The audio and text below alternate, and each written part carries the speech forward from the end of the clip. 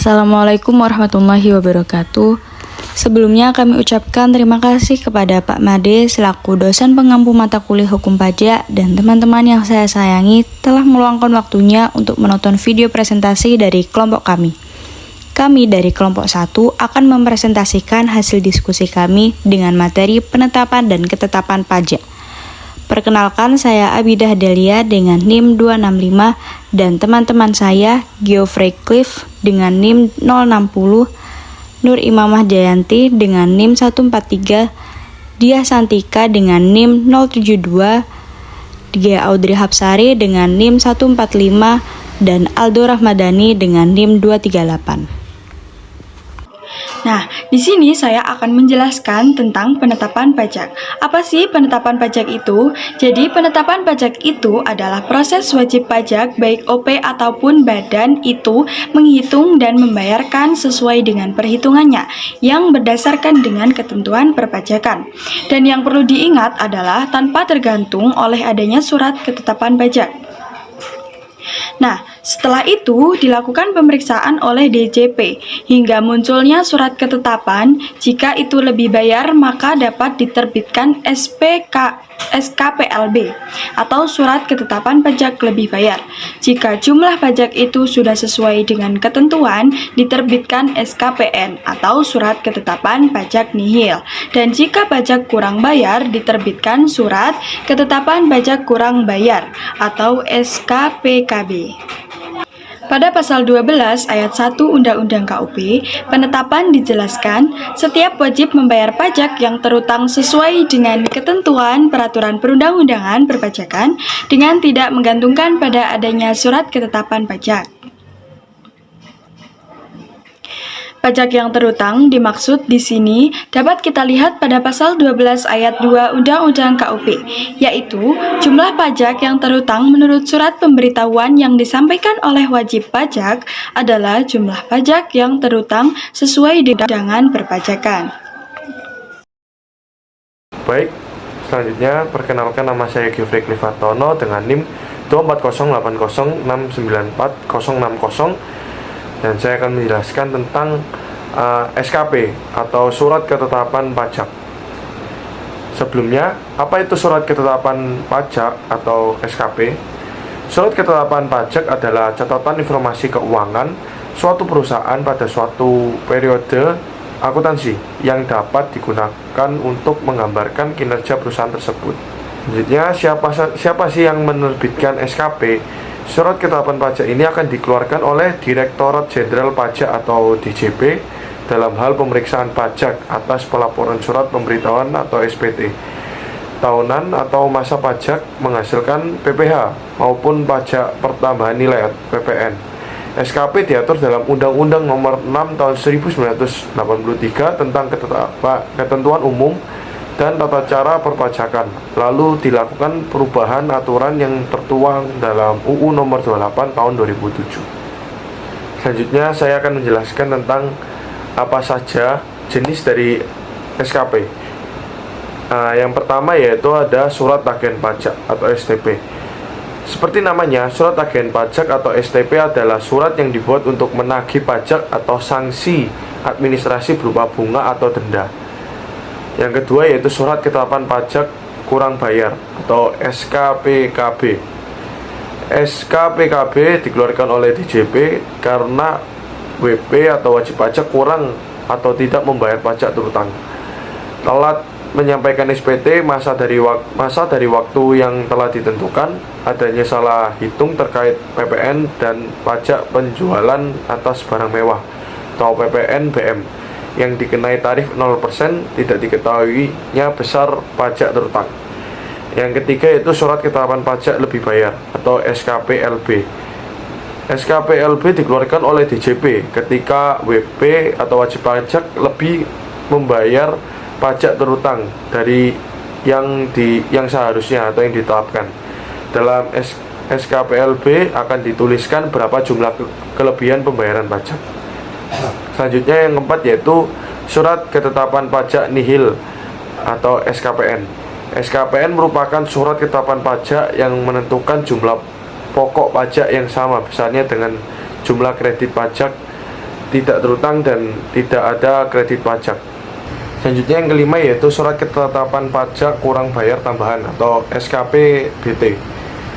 SKPBT merupakan surat ketetapan pajak yang menentukan tambahan atas jumlah pajak yang telah ditetapkan. Dan yang terakhir yang keenam yaitu surat pemberitahuan pajak terutang atau SPPT. Surat pemberitahuan pajak terutang atau SPPT merupakan surat yang ditetapkan oleh DJP dengan tujuan untuk memberitahukan jumlah pajak yang terutang kepada wajib pajak terkait. Isi pemberitahuan dalam surat ini adalah berupa dokumen yang memuat jumlah atau besaran utang atas pajak bumi bangunan atau PBB yang wajib dilunasi oleh wajib pajak pada waktu yang telah ditetapkan. Selanjutnya, apa fungsi dari SKP? Fungsi SKP secara garis besar adalah yang pertama, untuk menagih kekurangan pajak. Yang kedua, untuk mengembalikan kalau ada kelebihan bayar pajak. Yang ketiga, menginformasikan kepada wajib pajak ketika ada jumlah pajak terutang. Dan yang terakhir, yaitu keempat, untuk menjatuhkan sanksi administrasi perpajakan. Selanjutnya, apakah SKP dapat mengajukan pembetulan? Ya, sesuai dengan UU nomor 6 tahun 1983 tentang ketentuan umum dan tata cara perpajakan yang kemudian diubah pada UU nomor 16 tahun 2009 disebutkan bahwa wajib pajak dapat mengajukan permohonan pembetulan SKP jika terdapat kesalahan. Nah, jenis kesalahan yang dimaksud pun dibatasi hanya pada kondisi berikut. Yang pertama yaitu salah tulis pada nama, alamat, nomor pajak wajib pajak, nomor surat ketetapan pajak, jenis pajak, masa pajak atau tahun pajak, dan yang terakhir untuk tanggal jatuh tempo. Yang kedua yaitu salah hitung yang berasal dari penjumlahan atau pengurangan atau perkalian atau pembagian suatu bilangan.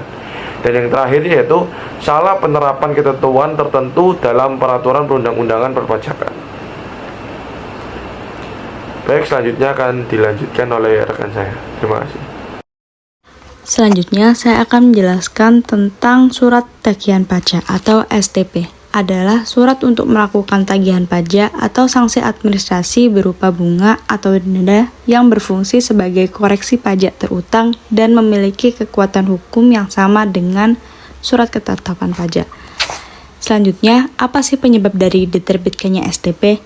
Yang pertama, terdapat kekurangan pembayaran pajak akibat salah tulis ataupun salah hitung. Yang kedua, terdapat wajib pajak dikenai sanksi administrasi berupa denda atau bunga. Yang ketiga, pengusaha yang dikukuhkan sebagai pengusaha kena pajak atau PKP tetapi tidak membuat atau mengisi ataupun melaporkan faktur pajaknya. Selanjutnya, fungsi dari STP sendiri adalah yang pertama, koreksi atas jumlah pajak yang terutang menurut SPT wajib pajak. Yang kedua, sarana untuk mengenakan sanksi berupa bunga atau denda. Dan yang ketiga, sarana untuk menagih pajak. Selanjutnya, ada format dalam penomoran STP, yaitu AAAAA, BBB, CC, DDD, EE. AAAAA menunjukkan nomor urut. Sebagai contoh, 0030. Selanjutnya, BBB menunjukkan kode jenis pajak. Contohnya 105 untuk PPh badan atau 106 untuk PPN. Selanjutnya, CC menunjukkan tahun pajak. Sebagai contoh, untuk tahun pajak 2024, kodenya adalah 24. Selanjutnya, DDD merupakan kode KPP yang menerbitkan. Contohnya, angka 060 menunjukkan KPP PMA 6.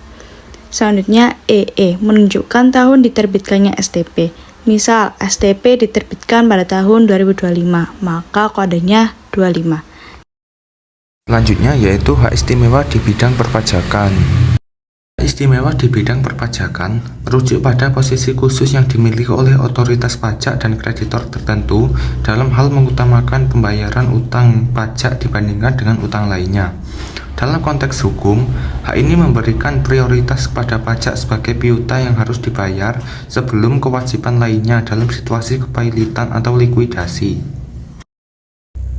Selanjutnya yaitu kriteria hubungan istimewa. Dalam peraturan pemerintah nomor 55 tahun 2022 terdapat kriteria yang menentukan hubungan istimewa dalam perpajakan yang meliputi 1. Kepemilikan modal. Hubungan istimewa terjadi jika satu pihak memiliki minimal 25% modal di pihak lain. Kedua, penguasaan. Terdapat hubungan istimewa jika satu pihak menguasai atau dikuasai oleh pihak lain, baik secara langsung maupun tidak langsung. Kemudian yang terakhir yaitu hubungan keluarga. Hubungan istimewa juga dapat terjadi karena adanya hubungan keluarga sedarah atau semenda dalam garis keturunan. Kemudian, transaksi yang dipengaruhi hubungan istimewa. Transaksi yang dipengaruhi oleh hubungan istimewa mencakup yang pertama yaitu transaksi afiliasi, kedua, transaksi independen yang melibatkan penentuan harga oleh pihak afiliasi. Wajib pajak diwajibkan untuk menerapkan prinsip kewajaran dan kelaziman usaha dalam transaksi ini untuk mencegah penghindaran pajak. Yang terakhir yaitu hak istimewa pajak dalam kepailitan. Dalam konteks kepailitan, pajak memiliki hak istimewa sebagai kreditor preferen. Ini berarti bahwa pembayaran utang pajak harus diprioritaskan dibandingkan dengan utang lainnya. Namun, dalam praktiknya, seringkali terdapat tantangan dalam pemenuhan hak ini, seperti keterlambatan pengajuan tagihan oleh kantor pelayanan pajak atau penghitungan pajak yang dianggap tidak sesuai. Baik, selanjutnya perkenalkan, nama saya Nuribah Mahjanti Taufik dengan NIM 24080694143. Saya akan menjelaskan tentang kadaluarsa pajak atau daluarsa pajak. Daluarsa pajak adalah suatu keharusan setiap wajib pajak agar dapat mengelola kewajiban perpajakan dengan baik. Dasar hukum yang mengatur tentang daluarsa pajak dijelaskan dalam beberapa perundang-undangan. Saya akan menjelaskan beberapa undang-undang yang masih berlaku. Yang pertama, Surat Direktur Jenderal Pajak nomor S-2/PJ02/2017 tentang penegasan terkait penerbitan ketetapan pajak hasil pemeriksaan yang terdapat masa pajak yang sudah daluarsa. Yang kedua, Undang-Undang nomor 7 tahun 2021 tentang harmonisasi peraturan perpajakan atau HPP. Kedua undang-undang ini masih berlaku. Yang selanjutnya, ketentuan tata cara penetapan pajak dan daluarsa penagihan pajak atau STP. Merujuk pada pasal 106 bagian kelima, tata cara penerbitan surat ketetapan pajak dan surat tagihan pajak dalam UU Cipta Kerja, pasal 2 PMK 18/2021 disebutkan daluarsa SKPKB adalah dalam jangka waktu 5 tahun setelah saat terutangnya pajak atau berakhirnya masa pajak, bagian tahun pajak atau tahun pajak. DJP dapat menerbitkan yang pertama surat ketetapan pajak kurang bayar atau SKPKB, yang kedua surat ketetapan pajak kurang bayar tambahan atau SKPKBT. Dalam KUP, hak penagihan pajak termasuk di dalamnya adalah bunga, denda, kenaikan, dan biaya penagihan pajak memiliki masa jatuh tempo setelah 5 tahun sejak yang pertama penerbitan STP, yang kedua penerbitan SKPKB, yang ketiga penerbitan SKPKBT, yang keempat penerbitan surat keputusan pembetulan, yang kelima penerbitan surat keputusan keberatan, yang keenam penerbitan putusan banding, yang ketujuh putusan peninjauan kembali. Dasar hukum tentang daluarsa pajak atau daluarsa surat tagihan pajak tidak diungkapkan secara tersurat dalam Undang-Undang KUP, tetapi disebutkan pada pasal 14 ayat 2 UU KUP bahwa STP memiliki kekuatan hukum yang sama dengan surat ketetapan pajak. Itu artinya ketentuan daluarsa pajak atau STP ditetapkan sama dengan surat ketetapan pajak atau SKP. Berdasarkan surat penegasan yang dikeluarkan Direktur Jenderal Pajak yaitu S-411-PJ02-2016 pada tanggal 2 Mei 2016 menjelaskan bahwa yang pertama, asas hukum yang menyatakan apabila gugur perkara pokok, maka gugur pula perkara asesornya atau perkara yang menumpanginya. Dalam hukum pajak, apabila pokok pajak telah dihapus, seharusnya atas sanksi administrasi yang mengikuti juga ikut dihapus. Yang kedua, asas hukum litis finiri oportet dengan inti pesan yang menyatakan bahwa setiap perkara harus ada akhirnya. Dari penjelasan tersebut, daluarsa pajak atau daluarsa penetapan pajak berarti dipahami sesuai dengan daluarsa penerbitan SKP dan STP. Sehingga daluarsa penerbitan surat tagihan pajak untuk tahun pajak 2008 dan setelahnya adalah sebagai berikut. Yang pertama, STP pasal 7, pasal 8, pasal 9, dan pasal 14 diterbitkan paling lama 5 tahun setelah saat terutangnya pajak atau berakhir masa pajak, bagian tahun pajak atau tahun pajak. Yang kedua, STP pasal 19 diterbitkan paling lama 5 tahun sejak SKPKB, SKPKBT, SK pembetulan, SK keberatan, putusan banding, serta putusan peninjauan kembali kecuali ada kondisi yang menyebabkan tertangguh. Yang ketiga, Pasal 19 ayat 1 Undang-Undang KUP berbunyi, apabila surat ketetapan pajak kurang bayar atau surat ketetapan pajak kurang bayar tambahan, serta surat keputusan pembetulan, surat keputusan keberatan, putusan banding atau putusan peninjauan kembali yang menyebabkan jumlah pajak yang masih harus dibayar bertambah, pada saat jatuh tempo pelunasan tidak atau kurang dibayar, atas jumlah pajak yang tidak atau kurang dibayar itu dikenai sanksi administrasi berupa bunga sebesar 2% per bulan. Untuk seluruh masa yang dihitung dari tanggal jatuh tempo sampai dengan tanggal pelunasan atau tanggal diterbitkannya surat tagihan pajak dan bagian dari bulan dihitung penuh 1 bulan. Sementara kondisi yang menyebabkan tertangguhnya daluarsa penagihan pajak diatur dalam pasal 22 ayat 2 Undang-Undang KUP sebagai berikut. Yang pertama, diterbitkannya surat paksa. Yang kedua, ada pengakuan utang pajak dari wajib pajak baik langsung maupun tidak langsung. Yang ketiga, diterbitkan surat ketetapan pajak kurang bayar sebagaimana dimaksud dalam pasal 13 ayat 5 atau surat ketetapan pajak kurang bayar tambahan sebagaimana dimaksud dalam pasal 15 ayat 4. Yang keempat, dilakukan penyidikan tindak pidana di bidang perpajakan. Apabila kantor pelayanan pajak menerbitkan surat paksa, maka masa surat 5 tahun dimulai kembali sejak tanggal pemberitahuan surat paksa. Permohonan angsuran atau penundaan pembayaran utang pajak sebelum tanggal jatuh tempo dapat diajukan oleh wajib pajak dengan menyatakan pengakuan utang pajak. Sehingga dalam kasus ini, daluarsa penagihan pajak akan dihitung mulai dari tanggal di mana surat permohonan angsuran atau penundaan pembayaran utang pajak diajukan dan diterima Direktorat Jenderal Pajak atau DJP.